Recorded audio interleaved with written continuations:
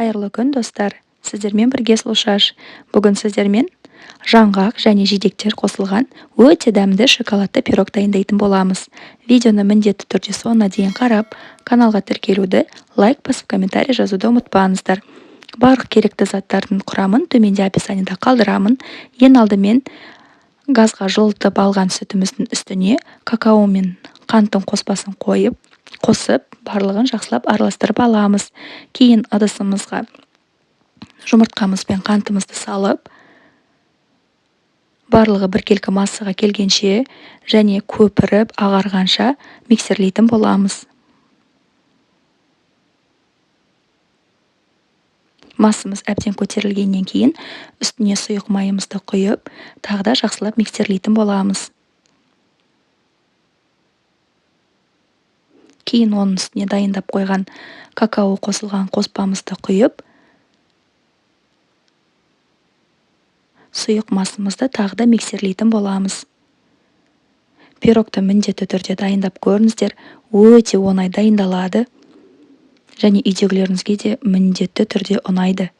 Кейін үстіне ұн мен қопсытқыш қосылған қоспамызды қосып, илектен өткізіп қосамыз және бөліктерге бөле отырып қосу керек.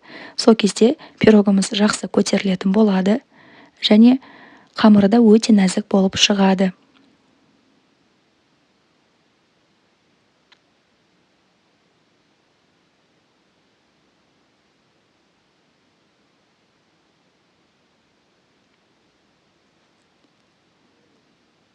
Құрамы өте қарапайым заттардан тұратын болса да, пирог өте дәмді болып шығады.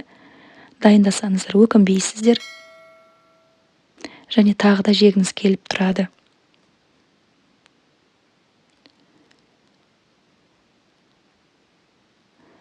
Барлығын жақсылап араластырып алғаннан кейін, ең соңында лопатканың көмегімен осылай төменнен жоғарыға қарай іс-қимылдарды қайталай отырып араластырамыз. Байқасаңыздар, қамыр өте нәзік болып шыққан. Кейін үстіне өте үгітілмеген, орташа көлемде туралған жаңғақтарымызды қосып, тағы да барлығын жақсылап араластырамыз.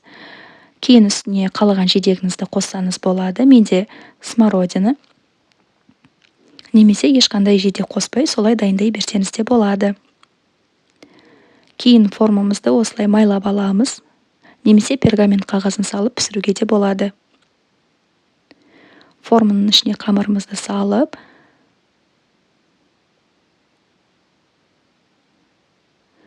бір тегіс етіп жайғастырып, қызып тұрған пеште 180 градуста 35-40 минуттай пісіріп аламыз. Піскен пирогымыз міне осындай болып шығады. Пирог пісіп жатқанда иісі өте ерекше болып шығады. Міндетті түрде дайындап көріңіздер, сол кезде қандай иіс шығатынын түсінетін боласыздар. Кейін әбден суығаннан кейін үстіне ганажын дайындайтын боламыз. Ол үшін менде шоколад және сары майды араластырып, үстіне жаңғақ салып, барлығын жақсылап араластырамыз. Осылай пирогтың үстіне ганажымызды құйып, бір тегіс етіп жайып шығамыз.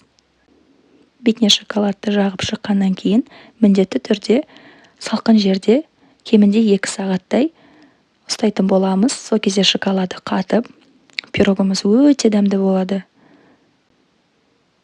Барлық жеріне бірдей етіп жағып шығамыз.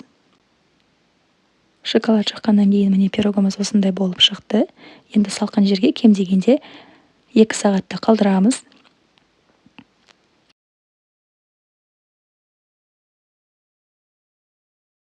Міне бетіндегі шоколады қатқаннан кейін пирогымызды кесіп көрсетемін қазір.